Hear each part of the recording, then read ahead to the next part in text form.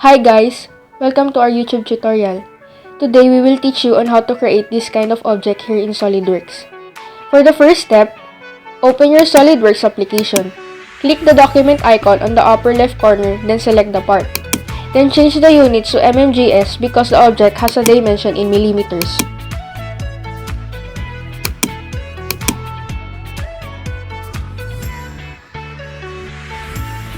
To create the object, you should start from the base and click the top view or the top plane.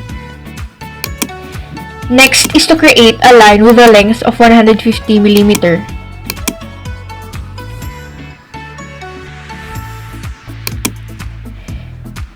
Then, create a circle with a radius of 15 mm and an inner circle with a radius of 7.5 mm at both ends of the line.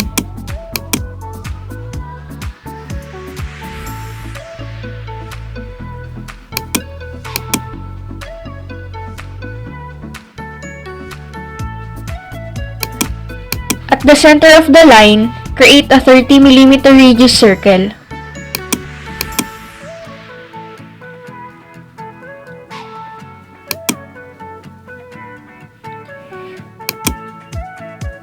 Create a line that was tangential to the circle at the center to the two circles of both sides.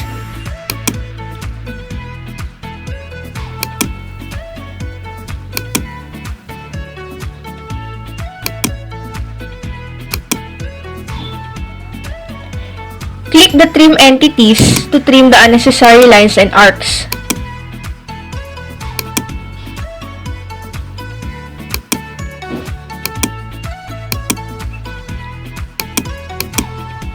Click the 150 mm line and click delete. Then extrude at 15 mm upward.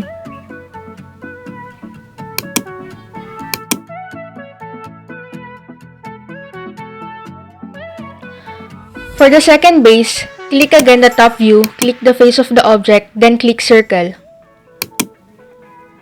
Create another 30 mm radius circle in the middle.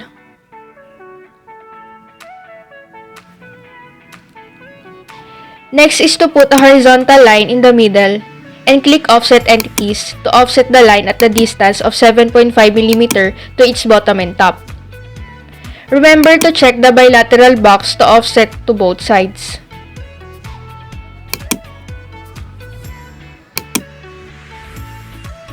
Trim the unnecessary arcs and lines at the circle.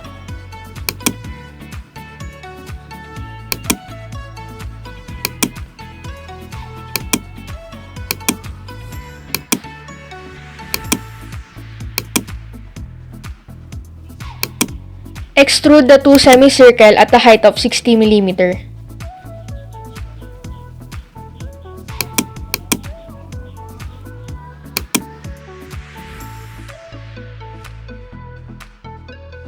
From the extruded semicircle, click the top view again. Create a vertical line from the base of the semicircle at a length of 10 mm that serves as a guide.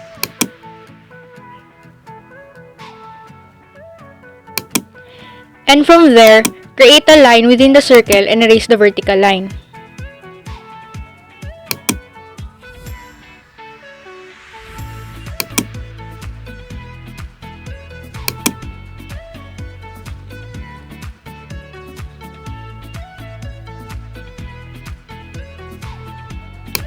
From the features at the toolbar, click the extruded cut to cut the unnecessary parts of the second layer with a height of 30 mm.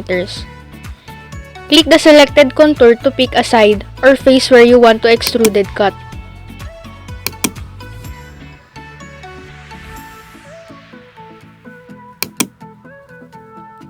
Repeat this process and do this again on the other semicircle.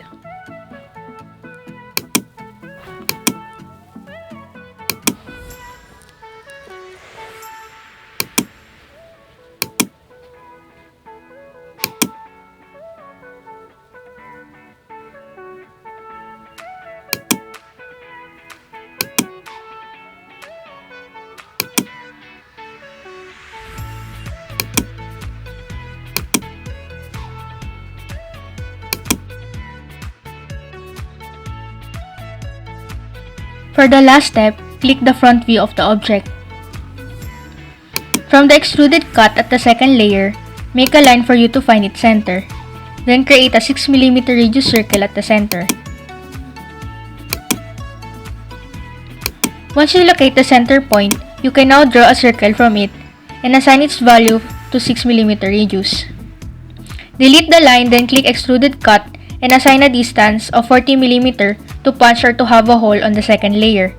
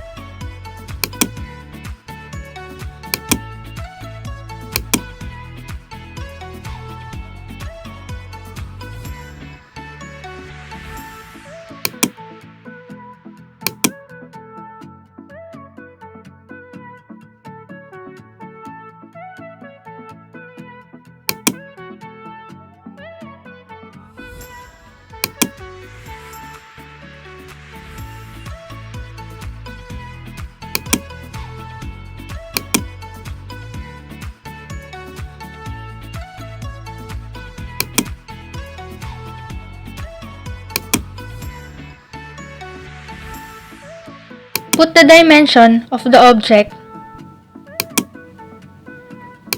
And lastly, you can view the object on all of its sides by multi-view feature.